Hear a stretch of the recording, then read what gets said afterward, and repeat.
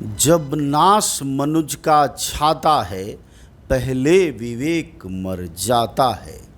रामधारी सिंह दिनकर की ये पंक्तियां आपने नेताओं के मंचों के भाषणों से और तुकबंदियों के कार्यक्रम में तो बहुत सुना होगा, लेकिन अब उसे यथार्थ में बदलने का काम प्रधानमंत्री करते हुए भारत में दिखाई दे रहे हैं।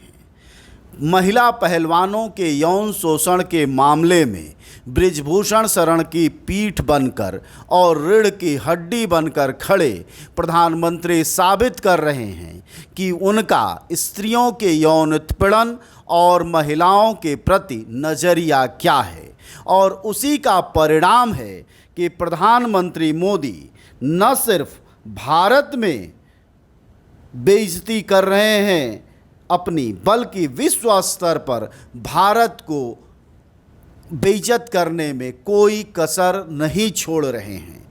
जी हाँ दोस्तों, आपको यकीन होगा कि अब यूनाइटेड वर्ल्ड रेसलिंग ने यानी विश्व कुश्ती संघ ने पहलवानों के पक्ष में उतरकर कहा है कि अगर भारत ने सही तरीके से जांच नहीं की, अपराधी के खिलाफ सही धाराओं के तहत मुकदमा नहीं दर्ज किया और जांच करने वाली एजेंसियां अगर सही तरीके से वाजिब जांच नहीं करती हैं तो यह अच्छा नहीं होगा।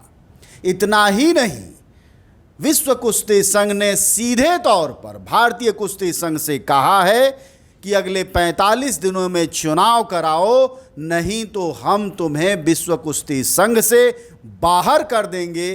खेलने की वक़्त दुनिया में तुम्हारी नहीं रह जाएगी। आप सब ने ये शब्द सुने हमारे, यही हकीकत है। आप यह प्रेस रिलीज़ देख लीजिए अंग्रेजी की। इसे विश्व कुश्ती संघ ने 30 मई को जारी किया है। कहा है कि 28 मई को भारत में महिला पहलवानों के साथ जो गड़बड़ियां की गई, जो दरिंदगी की गई और जिस तरह से मुकदमे दर्ज किए गए और उनकी मांगों को अब तक नहीं माना गया है, यह कहीं से भी उचित नहीं है। सवाल है कि यह सब कुछ किसके कार्यकाल में हो रहा है? तो यह सब कुछ मोदी है तो मुमकिन है कि कार्यकाल में हो रहा है। आखिरकार एक यौन उत्पीड़क जिसने कि पहलवान लड़कियों को शरीर पर हाथ डाले, छातियों पर हाथ डाले, पेट पर हाथ डाले, बाकायदा उसको आगे की तरफ बढ़ाया, यह बात पुलिस से कहा है, लड़कियों ने बयान दर्ज कराया है, महिला पहलवानों ने। पॉक्सो के तहत मुकदमा दर्ज है। इस देश में आप एक ऐसे व्यक्ति को नहीं जानते होंगे जिस पर पॉक्सो के तहत मुकदमा दर्ज हो और उसे गिरफ्तार न किया गया हो। लेकिन एकमात्र चांद अगर हैं प्रधानमंत्री मोदी के, तो वह बृजभूषण शरण सिंह है।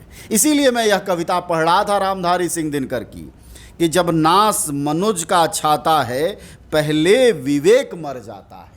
और यही विवेक मरता हुआ प्रधानमंत्री मोदी का बृजभूषण शरण सिंह के मामले में दिखाई दे रहा है। ऐसा भी नहीं कि वह पाक साफ पवित्र सांसद है, उनका दुनिया में उदाहरण ही है, ऐसा भी नहीं है। 80 अपराधों में संलिप्त जो सांसद है, जो यौन उत्पीड़क है, जिसने बच्चियों और लड़कियों के साथ यौन उत्पीड़न किया है, जो इस देश की गौरव हैं, पहलवान हैं, दुनिया में हमारा झंडा लहराया है।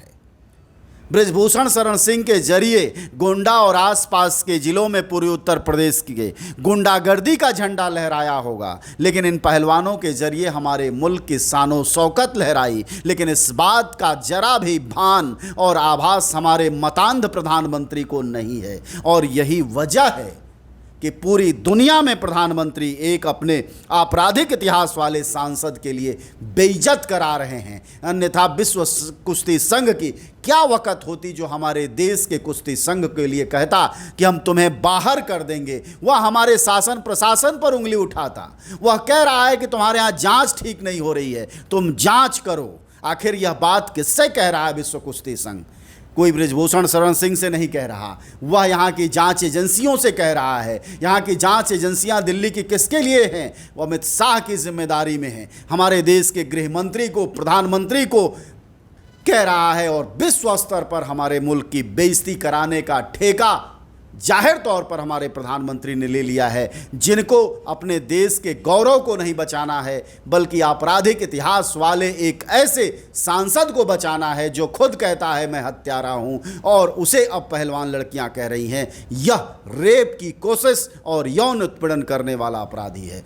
फिर भी वह मौज काट रहा है। यही नया भारत है, भारत की नई संसद का पहला चैप्टर यहीं से खुल रहा है।